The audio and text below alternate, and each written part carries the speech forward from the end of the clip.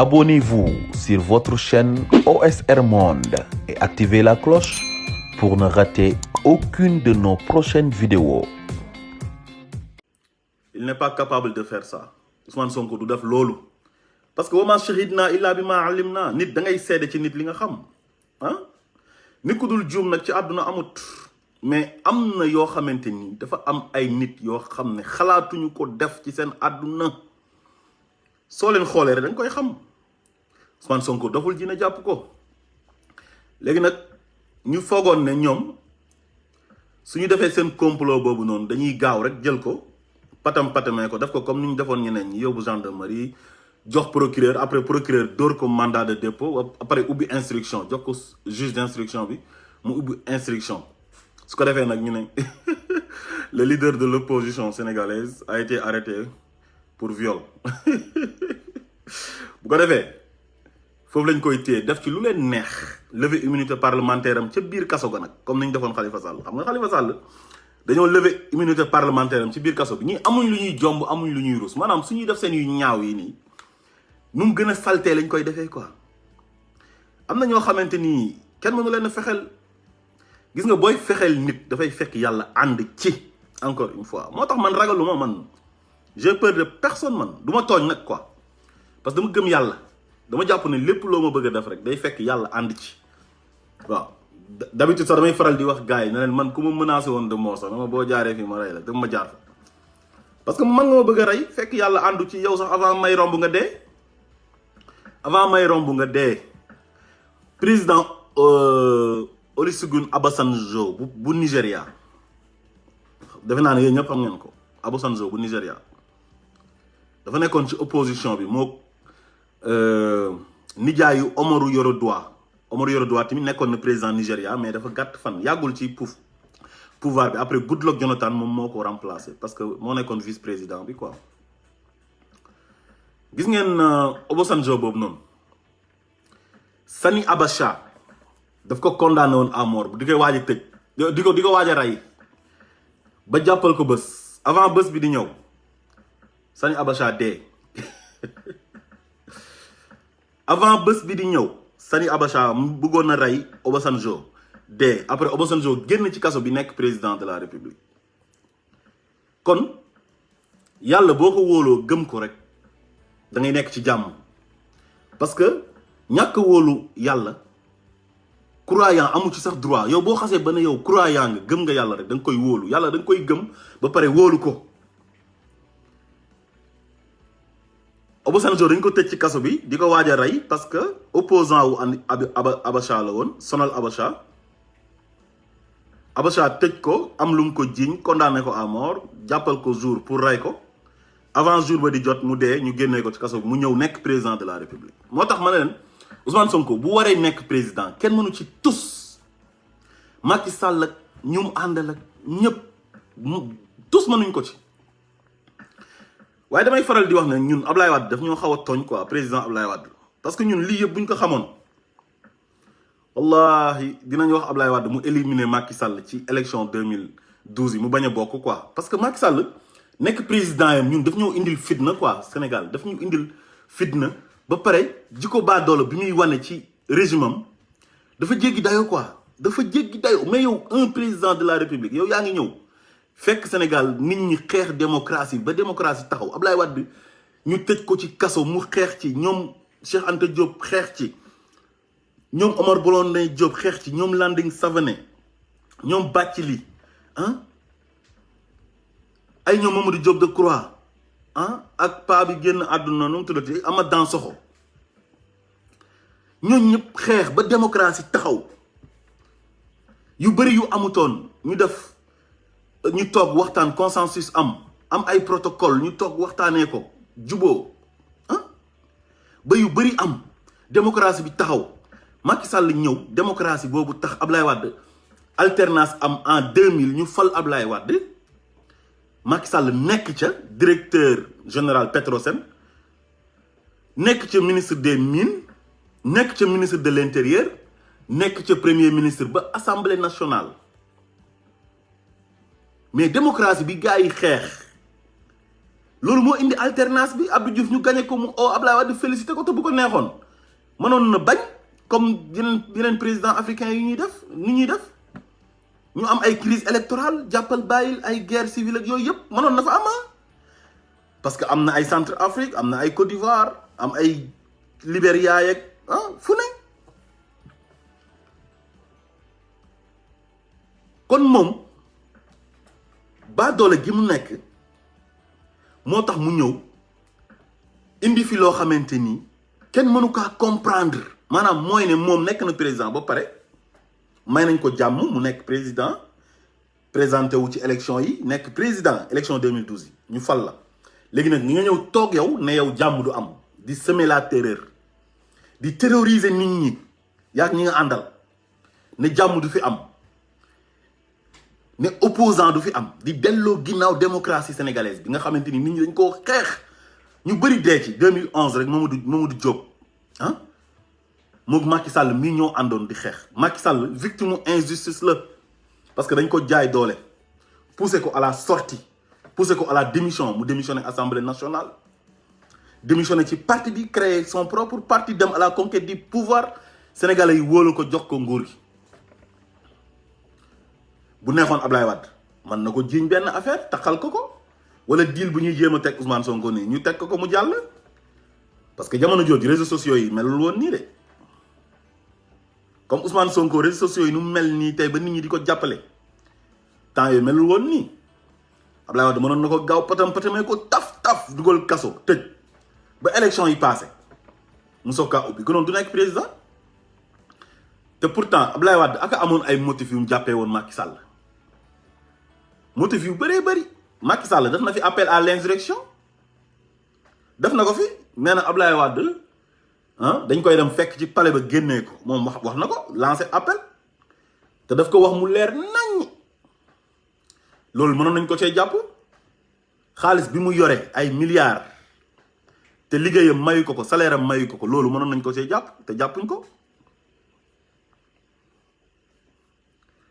léegi bi mu ñëwee dafa bëgg a nekk nit koo xam ne moom daal mooy nekk président quoi parce que sénégalais yi ñu ngi koy jay ba pare moom mu nekk baa doola nangu ko naan ko doo moroomu gaay yi yow Macky Sall xam nga ku lay wax ne doo moroomu gaay yi yow war nga xoolaat si bopp xam ne dañ lay nax wallahi dañ lay nax mais yow xool nga Sénégal ni mu mel Sénégal goo xamante ni capital ba amul ndox courant bi doyul amul ay hôpitaux digne de son nom amuñ un bon plateau médical jeunesse bi amuñ liggéey di dugg ay gaal di dee pauvreté bi di gën a yokk Sénégal boo demee tey dans au fin fond du pays da nga fa fekk ay villages yoo xamante ni bu ñu añee du ñu reer bu ñu reeree du ñu ndékki famine moo leen di bëgg a rey ngay gis ay villages yoo xamante ni soriwul Dakar laa la wax quelques kilomètres de Dakar keroog génnee nañ ko télé fii nii kunun ngalab nga gis fa abri provisoire defar ay sàkket nii ba pare jël ay mool teg ko ay sàkket jël ay mool ngeen baal ma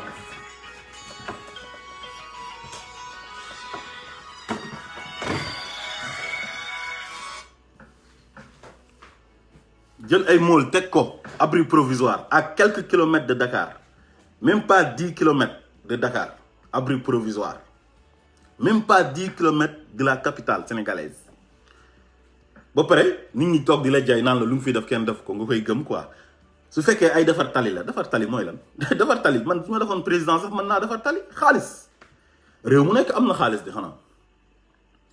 bu la neexee nga dem lebi ji ñun suñu réew yi dañuy leb rek da ngay dem lebi ñëw soo ñëwee gis chinois yi wala français wala ñeneen ñu defaral la après bor bi nag topp ñu ba faw nga dem bàyyi ñu ko loolu yomb na defar tali moo gën a yomb comme man ma amoon xaalis rek ñëw tabax kër parce que damaa yore xaalis damay tabax da ngay ñëw fay benn maçon mu tabaxal la wala benn entrepreneur wala benn ingénieur mu deseneel la tabaxal la loolu yomb na mais xam nga lan moo jafe ci gouvernance une bonne politique de développement comme ni ko Paul Kagame defee ak président Tanzanie bi nu mu ko réussir toog dëkkam pendant 6 ans génnul dëkk ba di liggéey dëkk ba moo tax Tanzanie tey bu ñu ko génnee dafa mel ni Europe la te pourtant dëkk boobu noonu lu ñu ko xamee woon mooy guerre ak yooyu noonu. Éthiopie même chose, Éthiopie daf ñoo raw am ay tramway am ay train yu baax set wecc capitale ba Addis Abeba te bu njëkk ba Sénégal boo tuutee sax dañ naan yow xanaa éthiopien nga parce que guerre bu fa amoon moo tax dëkk ba pauvreté bu métti am fa. Rwanda gis ngeen ci guerre lañ génn génocide 1994 yàggul dara c'est récent ñu am benn waay bu ñuy wax Paul Kagame guerrier bëgg dëkk ba nangoo liggéey talu fa di nekk di toroxal ay nit ak yenn détails yi. Il est élu président, il travaille.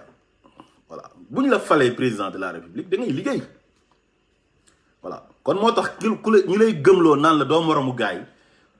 li nga fi def kenn def ko même ses prédécesseurs yi sax ya leen man dañ lay nax billahi wallahi taala yow bo wété en âme et conscience xam nga né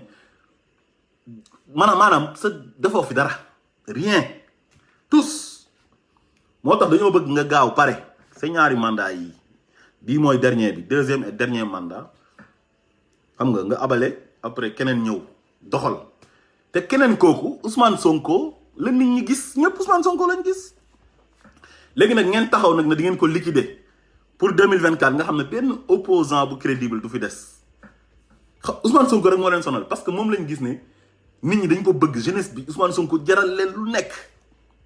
léegi nag ñu ne kii c'est l'homme à abattre. Il faut nous abattre avant 2024. Ce qu'on a fait Macky Sall, nous avons élection, il doit avoir un adversaire de taille. Moi, je vais présenter par force. Tu as le droit, mais le conseil constitutionnel, nous toujours, si nous faisons Abdou Diouf, Senghor, Ablaye Wade, Macky Sall, le plus président veut, nous avons conseil constitutionnel, nous avons validé une candidature Ablaye Wade. Pour troisième mandat. Quand Macky Sall bu bëggee troisième mandat conseil constitutionnel gii di ñoom ñooy rejeter candidature am jamais de la vie parce que justice bi dañ leen a corrompre ba nga xamante ni amatuñ benn crédibilité au Sénégal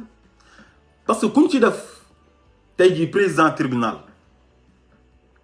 jox nañ la xaalis bu bëree bëri jox la ay biens jox la ay suuf lépp ci caisse noire bi suñu 8 milliards yi ci lay jël di corrompre nit ñi ñëpp ci lañ leen di corrompre pour ñu koy defal lu mu bëgg justice boobu nag dafa dem ba benn sénégalais amatul yaakaar amul confiance ci justice boobu noonu te loolu c'est catastrophique parce que ils sont corrompus ñu ci ëpp koo ci jox xaalis mu defal la sale boulot léegi gis nañ ay magistrats yoo xamante ni ils sont devenus des politiciens fu mu nekk nii di militer ku ci mel ni Antoine Diome c'est un magistrat Macky Sall jël ko defloo ko sale boulot yu salté ci dossier Karim Wade bi mu nekkoon substitut procureur bu Aliou Ndao procureur spécial mu jógee fa mu def ko agent judiciaire de l'État pour mu topp Khalifa Sall pour dugal ko kaso pour Khalifa Sall bañ a bokk ci élection yi sale boulot cim amuleen lu ngeen di ruus amuleen lu ngeen di jomb wallahi gis nga doomi aadama il faut pour nga nekk gor dëgg il faut nga am jomb man milliard sax ku ma ko jox wala 100 milliards 1000 milliards am na yoo xam ne damay am kersa pour def ko damay jomb pour def ko parce que ëllëg dafa jar a sóoraale damay am njaboot dañ fiy nekk am ay doom da ngay dee bàyyi leen fi ay sët te da ngaa war a am wéy bu rafet comme Kéba Mbaye papaay Abdoul Mbaye macha allah yàlla na ko yàlla yërëm di am looy jomb am looy bañ mais yow da ngay ñëw ñu lay ger gor warul nangu kenn di ko ger léegi Antoine Diome boobu noonu gannaaw bu mu defee sale boulot boobu noonu ci Khalifa Sall ak Karim Wade dafa ñëw ñu jox ko ministère de l'intérieur pour mu jublu ci mbiru Ousmane Sonko ñu ne taj nemmeeku tur bi ñëw Ousmane Sonko def loo xamante ni sëriñ si rek ñoo ko mënoon a def Sénégal mooy dajaleel leen ma ñu dajaleel la ci 24 heures ñu dajaleel la 150 millions de francs CFA gars yi ne la ilaha illallah lii de mosu fee am li Macky Sall sax mënu kaa am te moom mooy président de la République li sëriñ si rek ñoo ko daan am Ousmane Sonko ñëw battre record bi ñu ne non kii il faut ñu tiital ko quoi ñu jéem a intimider gars yi génne benn communiqué à 3 heures du matin quoi dans un état sérieux ah amul benn danger buy ñëw amul urgence amul dara ngay bind communiqué bu officiel ñu koy bind 3 heures du matin te dara amul benn danger bu ñuy gete da leen di wóor ne kon communiqué boobu bindee wuñ ko ministère de l'intérieur communiqué boobu ci benn kër lañ ko bindee mën naa am Mermoz la woon wala ñu dem bindee ko feneen mais ñii il faut ñu tiital leen quoi parce que seen gars yi bëri nañ doole de te xaalis boobu dafa lew ay téeméer ay 1000 francs sama classe gi pauvre gi nekk Europe ñuy joxe ay 10 euros ñuy joxe 20 ñii 50 ñii 100 loolu defe naa ne yombul ci Sénégal de koo xam da ngay génn rek ne acca nañ dajale rek gars yi dajale 150 millions ci 24 heures loolu yombul mais loolu nag ku ko gis da ngay tiit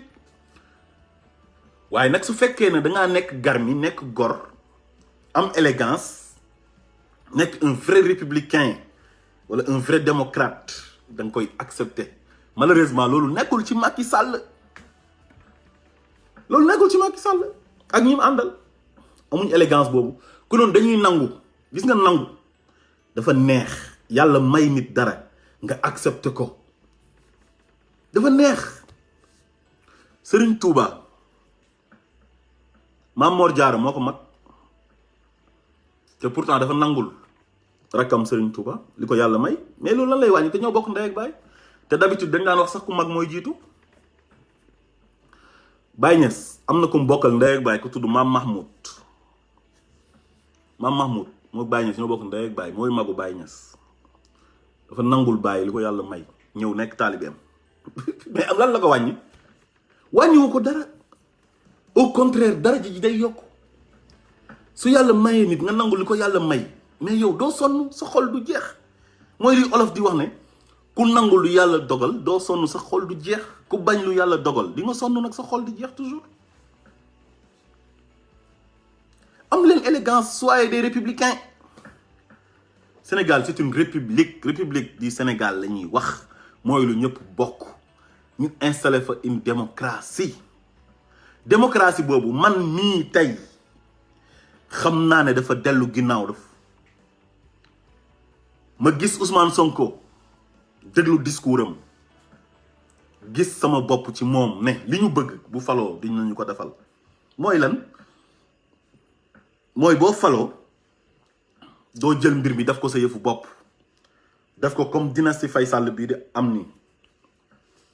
nga xam ne ku bokk ak Macky Sall rek yow yaa ngi ci nguur gi nijaayam ak Ablaye Timbo mooy nijaayam mooy maire Pikine jël rakk ja yóbbu Géejawaay forcé ko par force waa Géejawaay fal ko Malick Gakou nangu ko ñàkk fayda jox ko caisse de dépôt et de consignation mu nekk fa ak biir bu rëy bi di lekk ay riba rek nag sàcc xaalis sénégalais yi mbokkam yëpp mu impliqué leen gorom Mansour Faye ministre masul def remaniement ba jëlee fa Mansour Faye te dàq na ñoom Mary Teuw Niane ay ñoom Amadou Ba ñoom Mimi Touré dàq ñoom Makhtar Cissé ñoom Aly Ngouille Ndiaye ñooñu foog naa ñoo gën a compétent Mansour Faye chaque remaniement dafay changer Mansour Faye toxal ko jëlee ko ci poste bi yóbbu ko beneen poste jëlee ko ci ministère bi yóbbu ko beneen ministère mais du ko ba léegi masu ko viré ci gouvernement bi te c'est le plus incompétent des ministres masu kaa changé parce que gorom la Macky Sall dafa jël affaire bi moo daf ko yëfam ba buy def conférence de presse sax wala muy def une déclaration boo xam da koy adressé à la nation mais dafay jël famille teg mel ni buur 31 décembre bi doom jaa nga toog Amadou Ibrahima ak Kadous ak jabar ja ñoom ñu toog seen papa di adressé wu à la nation quoi mel ni Mohamed VI quoi mel ni Mohamed VI moom mooy def déclaration famille royale bi ñëw toog quoi mais Sénégal nag du royaume de Macky Sall gars yi dañ lay jaay rek Macky fii dàqoo gënoo fi kenn wallahi am na ñoo xam ne il peut faire mieux que toi wallahi Macky Sall gëmal loolu def ko sa bopp bi ñu la dàq jàng ñu ngi Sénégal ëpp la compétence suuf te kenn xamu leen ñooñu ku leen faloon tey wallahi mën nañ développer Sénégal te dañoo honnête te honnêteté dafa am njëriñ honnêteté dafa baax ci nit da ngay honnête mu jël doom jabar ñëw teg ba pare nag mu wax fa wax yu garaaw mais am na ñoo xam ne kenn du leen laal boo leen laalee dëkk bi tàkk Sénégal am na ñoo xam ne dañ leen war a tëj am ñoo xam ne waruñu leen tëj kon xanaa loolu war nga ko xam ci Ousmane Sonko te li ngay wax noonu teguwul fenn de mais war nga ko xam ci Ousmane Sonko war nga xam ne kon Ousmane Sonko kenn du ko laal parce que sa gendarme yi ak sa procureur moom mooy jiite gendarme yi moo leen di jox ay instructions ñuy def moom moo oo brigade de recherche décrédibiliser leen daf leen a décrédibiliser te gendarme yi ndeysaan ils sont crédibles gendarmerie nationale ñëpp a leen respecté procureur au gendarmerie na leen convoqué leen Ousmane Sonko te procureur c'est un magistrat xam na yoon xam na ne député kenn mënu ko convoqué dafa am immunité parlementaire gendarme yi ñu ko sant ñu def ko ñoom it xam nañ ko mais comme dañoo yàgg poser ay acte muy jàll ñuy forcer def ko Khalifa Sall def ko Karim Wade def ko ñeneen jaay leen doole tëj leen coow jubul ba tàkkul ñu jàpp ne mën nañ ko réussir ci Sonko ñu ne xaaruñu essayer quoi ñu ne xaaruñu essayer ba xam ndax dana jàll quoi parce que dañ leen a yàgg gëmloo ne leen non Sénégalais yi ay tapette lañ les Sénégalais sont des peureux dañuy coow nii rek waaye gëm naa ne yu njëkk yi ak yi dina am différence de ma ne ko gars yi tiré nañ la sonnette d'alarme de yëglu nañ dañoo yëglu ñu foogoon ne Ousmane Sonko tamit tapette la quoi dafay victimiser wu xam nga Macky Sall moom tapette la parce que bi ko Abdoulaye Wade bëggee créer dafa dem ci sëñ Baara di jooy quoi naan bañ ci waxul dinañ ma jàpp masul def kaso dafa ragal kaso te gis nga kuy politique dugg ci géewu politique waroo ragal kaso léegi Ousmane Sonko daf leen a wan leen man du ma tapette te ragaluma kaso xam naa ne képp kuy opposé Sénégal da ngay risquer prison mu ne leen lever leen sama immunité parlementaire su ngeen ko lever lundi mardi maa nga fa ñu foog ne Sonko day ñëw di victimiser wu di xaw a jooy di pour sénégalais yi yërëm ko mu xapp ci kaani tàngal affaire bi waaye yow ne leen xola man duma tapette ne leen mobilisons-nous nañu mobiliser wu jóg pour faire face à Macky Sall parce que rapport de force la xam allah accu amul dellu ginnaaw nañ ko tàngal mu tàng jër parce que am na ñoo xam ne kenn mënu leen a moytu kenn mënu leen a daw à l'occurrence Macky Sall kenn mënu kaa daw salon de massage bi ñuy wax nii mais bu nekkutoon foofu feneen lay doon Macky kenn moo ko mën a daw Macky bu bëggee dal sa kaw day dal sa kaw Khalifa Sall lan la jotee ak Macky jotee wuñ dara parce que dafa nekkoon maire de Dakar waa Dakar bëgg ko di ko votel heure bu ñu demee élection mu faj Macky Sall 2009 mu faj Ablaye Wade 2014 mu ñëw faj Macky Sall Macky ne moom mënta nangu loolu te pourtant Ablaye Wade nangu woon na loolu mu def Khalifa Sall noonu nag déclenché benn processus de liquidation ne kii daal nu mu ma sonalee nii non élection yi di ñëw man vraiment su ma demee deuxième tour du baax quoi dañ may gagné danger la kii daal naa ko liquider quoi balaa 2019 gis ngeen jaaralewu ko ci yoon jékki-jékki rek jiiñ ko ay caisse d'avance yu ñàkk xorom yooyu te moom caisse noire am baa ngi noonu dafa xam ne moom mooy président de la république moo tax xam ne kenn du ko topp kenn du ko def dara ba pare bu nekkoon président de la république bu jub bu ñëwee dafay wax ne caisse noire bii man j'ai pas besoin de ça man su may dem rek nañ ma jox frais de mission ba pare ñu koy contrôler caisse noire dafa war a dañ te président Sonko nee na bés bu ñu ko falee caisse noire bi day dañ ñu koy doxalee neneen mais caisse noire u Macky Sall bii lu ko neex la ciy def mu dem di toppee Khalifa Sall 1,8 milliard yow nga yore 8 milliards su la neexee chaque année nga jël sa doom Amadou Ibrahima Khadous ak soxna sa ku nekk nga jox ko 1 milliard ne ko maa la ko may caisse noire bi kenn contrôlé wu ko di caisse noire bu France bi dañ koy contrôler Macron du lu ko neex lay def ci caisse noire bi de Jacques Chirac bi mu nekkee président France mas na jëndal doomam billet d'avion ci caisse noire bi gars yi na ko delloo ko faluñ la sa doom lañ fal sa doom lañ faluñ la caisse noire bi pour yow sa c'est ay déplacement la c'est ay dépense en tant que président de la république lu jëm ci république bi mais pas sa doom mais kan moo ñemee taxaw Sénégal di wax Macky Sall naan ko caisse noire bi nangam amut léegi nag Ousmane Sonko bu ñëwee dañoo bëgg mu defaraat lépp tegaat Sénégal ci raay bi. Nous avons besoin des institutions fortes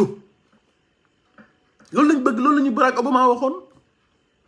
nee na l'Afrique a besoin des institutions fortes ñun ay institutions yu crédibles lañ bëgg man loolu moo tax ma gis sama bopp ci Ousmane Sonko gis nga Ousmane Sonko bés bu ko yàlla dafay président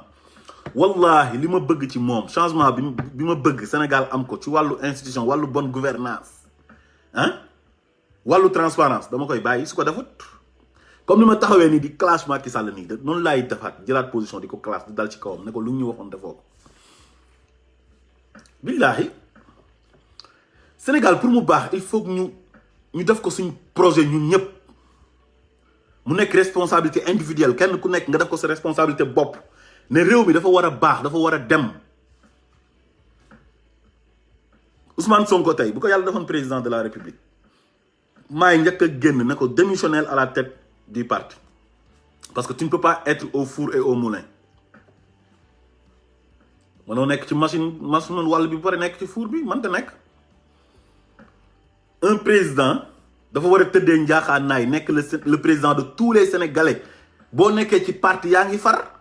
te Macky Sall instant bi dafa far ñuy génn di ko défendre ñëpp dañoo far duñ ko wax dëgg te pourtant mën nga ànd ak nit muy déconné nga wax ko dëgg lu lan moo ci nekk dara nekku ci booy ànd da ngay ànd ak nit ci ragal yàlla ak dimbalante bi mooy bu juumee nga ne ko juum nga loolu la ñu yàlla wax wa taawanu ala al birri wa taqwa wala taawanu ala al ismi wal udwan loolu kañ leer na bu leen ànd di jayante yaa fi dàq doo moroomu gars yi sa soxna Marème Faye du moroomu jigéenu sénégalais yi moo fi gën a rafet moo fi gën a jongama jël république bi bëgg ko def ay affaire ay clan yeeg ay buur république ñëpp ko bokk du ay Marème Faye ak ay Mansour du affaire famille du affaire Macky Sall dafay fekk Sénégal quoi te Sénégal day continuer di nekk Sénégal waaye naa fekk yi nga xam ne gëmuñ dara dañuy wër rek di taxawaalu ñuy tubb ci xaalis Sénégal di leen jox ñuy tëdd di nelaw muy dox am na ñoo xam ne amuñ benn poste amuñ benn responsabilité dañuy xëy rek di ñëw di dugg ci bureau yi génn ñëw tàgg la doo moromu gars yi sa maam nii sa maam naa te fii maamu kenn gënu fi kenn ñëpp a yem ku lay jaay naan la ay sa maama fi defoon lii ak nangam sa baay fi defoon lii sa baay du morom nii sa maam mooy gelewaat boo fi faloo rek ñu créé la fi benn histoire quoi na sa maam demoon na guerre ba mu demee si guerre ba moo fa defoon lii def na fa laa Macky Sall sax ñu koy créé ay tooroo da xawma saari ngal jam naajo xawma nan ñu koy waxee noonu yooyu amul njëriñ yooyu du dara ay affaire ay maam ak ay tagg yooyu du dara kenn gënu fi kenn nit lu muy gënee nit mooy jikko quoi jikko bu rafet yonent bi ko yàlla tag daf na ko wa innaka la ala xuluqin azim sa jikko dafa màgg yow yonent bi sallallahu alayhi wa sallam tagg ko na ko yow ay ci banni Xuraysh nga nekk ay Abdallah mooy sa baay ak ay Abdul Muttalib mooy sa maam non jamais non te pourtant ay dignitaire lañ màkk de famille yonent bi dignitaire yu mag a mag màkk mais yàlla daf na ko yow yonent bi sa jikko yi dafa màgg ñun loolu lañ soxla ci doomi aadama waaye ay yow yaa sant Ñas ak yaa sant Gajaga ak Dumbuya ak Jaxumpa ñun suñ yoon nekku ci ay sant ak ay fameek yooyu existé wul quoi da ngay rafet jikko quoi xam nga ay yaa dëkk Casamance ak yaa dëkk Fatick ak Kaolack ak Kolda ñun loolu ça nous intéresse pas quoi fi nga dëkk fa nga bokk ay ibaadu nga ak ci tarixa nga bokk ak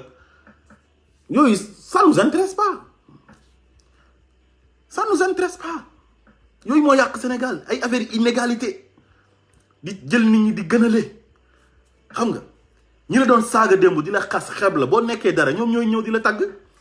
Macky Sall am na ñoo xam ne ñu ngi ko doon barrer la route pour mu bañ a nekk président de la République ñooy ñëw tey jii di ko gëmloo ay affaire ba dofloo ko ba gëmloo ko ne ko yow Sénégal yaa fi gën yaag Marème Faye ak sa doom nekk dumburu nekk suq alal moo jarul dara àdduna fii lépp éphémère ñoo koy dugal nag ci yii nii muy def nii yëfu ñàkk fayda yi toog ci nguur gi bañ na du bàyyi nguur gi fu mu nekk ni dafa bëgg a continuer ba 2035 su ngeen fàttali ko Amadou Ba mas na toog TFM wax ko mu ne ñoom seen programme ba 2035 la mu teg ak dil Idrissa Seck xam naa ñu teg seen ay conditions comme ñu ngi doon waxtaan 15 mois xam naa mu xam ne bon Idrissa Seck bu ñëwee mën na gêner Amadou Ba wala Amadou Ba gêner Idrissa Seck moom Mimi Touré ak kanati sax ak Makhtar Cissé ak Aly Ngouille Ndiaye mu dàq leen loolu dalay wan ne moo ko Idrissa Seck dañoo teg seen deal. parce que bi ñu xëyee wax ne Idrissa Seck président conseil économique et social environnemental mais ñëpp a fàtt seen gémmiñ gi man fii laa tëdd di ko déglu Seydou Gueye di ko wax ma foog ne dafa am beneen Idrissa Seck quoi boo xam ne mu ngi politique yooyu te xaw ma ko quoi ku bees la comme bi ñuy fal Abdoul Mbaye xam nga ñu ko xamoon bëriwutoon bi ñu ko defee premier ministre ñu bëri kan mooy Abdoul Mbaye affaire kenn xamu ko woon ci géopolitique bi quoi mais man dama foogoon dafa am beneen Idrissa Seck quoi boo xam ne voilà cadre la boo xam ne daal dafa ñëw jàppale si Macky Sall quoi ñëpp la bett parce que kenn mënu doon imaginer loolu kenn mënu ko woon imaginer sa bopp bi génnee ci ne da nga war a continuer nekk président Sénégal fii gënoo fi kenn bay nekk président lu ñu waxaale dafa leer nañ constitution bi xam nga lan moo ci nekk la durée du mandat présidentiel est de 5 ans juróomi at et nul ne peut exercer plus de 2 mandats consécutifs kenn nul mooy kenn mënta def ñaari mandat yoo xam ne dafa teglante léegi 2016 nga ñëw dëggal ko réviser constitution bi ñu dem voté ji ñun nga def ci xaalis ay milliards def ci campagne man mosuma gis sax président buy battre campagne ci référendum di waxu nit ñi ne leen voté leen wii ngir yàlla voté leen wii ngir yàlla jour boobu dama doon dem Kaolack di dawal ni man ak moom ñoo jiitlante nii quoi ak cortège am bi jaxaaw temps yooyu yoonu Kaolack Fatick bi dafa yàqu ma jëlee ko jaxaaw génnee Gossas pour dem Kaolack man ak ñoom ñoo jiitlante nii man a xoolal ñi ñoo ñàkk fayda bi ñëwee ba jaxaaw foofu laa leen romb man continuer dem sama yoon seen yëfu ñàkk fayda yi nii te non sax laa voté woon man sama non bi nëbbu ma ko woon de non bokkoon ci ñuy campagne pour le non ànd ak waa Y'en a marre léegi nga yóbbu ñu référendum ba pare bind ci constitution mu leer nañ sa livre bi nga bind ci ne yow bii deux mandats ngay am ba pare nga dem ba mu neex la gars yi di lay jaay na la non war nga mën a continuer nga changer discours ne du ma wax oui du ma wax non ñëpp xam nañ ne naroo jàmm Ousoufou président bu Niger bi mais moom bi ñu ko laajee daf ne mais man 2 mandats laa am droit am constitution bi 2 mandats lañ ci def te pourtant Tandian dafa taaloon dëkk ba ndax loolu Ousoufou ne non loolu du ma ko def man nit da ngay am élégance am yooyu jomb quoi am vergogne man dama bëgg doomi aadama boo xam ne ni da ngay am yooyu jomb daal am jikko yu rafet quoi ne lii du ma ko def quoi fu mu gën a neexee nga bàyyee ko léegi yéen nguur ngeen di xëccoo xanaa dafa neex kon Macky Sall man pour man nguur dafa war a métti parce que Obama de dañ kaa fal rek mu commencé béjjaaw moom boobu bi weex tal Macron fu mu nekk nii moom tamit commencé na béjjaaw man damaa jàppoon ne nguur dafa war a métti mais yéen nguur gi da ngeen koy xëccoo ne du ngeen ko bàyyi kon xanaa kon yéen da ngeen di wan comme li Sénégalais yi di wax loolu mooy dëgg mooy ne nguur gi dafa neex da ngeen di sàcc xaalis da ngeen am ay privilèges ay avantages loolu ngeen di bañ a bàyyi moo tax ngeen koy xëccoo mu jaral leen ngeen di teg dil président Ousmane Sonko pour sànk ko normalement su fekkoon da ngeen a honnête yii yëpp du ngeen ko def yow koo xam ne ñaari mandat la ñu wax ne mën nga war a def te yaa ngi sa dernier mandat looy xeexee opposant sénégalais yi ñooy tànn te yow dañ laa tànnoon Ousmane Sonko ñëw na sénégalais yi nee nañ dañ kaa bëgg nga ne ko non yow kenn du la fi bëggee loolu mooy lan mais loolu man mosuma kaa gis deuxième mandat boobu noonu moo tax tey mu bëgg a sànk Ousmane Sonko ba tendre ko piège ci ay affaire u Adji Sarr te li ci gën a neex mooy ñëpp a mobilisé wu patriote yëpp dañoo mobilisé wu sénégalais yëpp mobilisé wu rangé wu derrière Ousmane Sonko jàppale ko wan ko ne ko lii c'est une cabale politique dafa leer ñëpp sëriñ seeg ñëpp sëriñ suñ ko doon jéem a booleel di ko diaboliser naan ko sëriñ si naan dafa contre sëriñ yi dafa contre këru diine yi sëriñ soosu ñoo gën a bëgg Ousmane Sonko tey yéen a ngi gis photo yi di gis vidéo yi këram ñëpp a mobilisé wu tey maa ngi gis les jeunes de Léona Niassène les petits fils de Mame Khalifa Magu Baye Niass ñu mobilisé wu jóg ne ñoom nëbbatu wuñ dañuy jàppale président Ousmane Sonko te pourtant dañ koy diaboliser nañ ko fi de ba ko mettre en mal avec les këru diine naan dafa contre këru diine yi mais fan la mujjee këru diine ñoo gën a bëgg fu mu dem dañ koy yëkkati ba ci kaw fonk ko bëggoon nañ nag ñëpp woon ko ginnaaw di ko diaboliser bu demee Touba macha allah am na fa ay xarit yeneen gis sëriñ boobu dëkk Daaru Musti muy sëriñ Abdou Mbacké ñëw na def déclaration yam ñëw jàppale si ko. ñëpp mobilisé wu société civile bi ñoom yaanaa maa rek ñëpp jóg opposition bi ñëpp jóg ñëw jàppale si ko parce que xam nañ lan moo nekk ci gannaaw lii yëpp xam. Abonnez-vous sur votre chaîne OSR Monde et activez la cloche pour ne rater aucune de nos prochaines vidéos.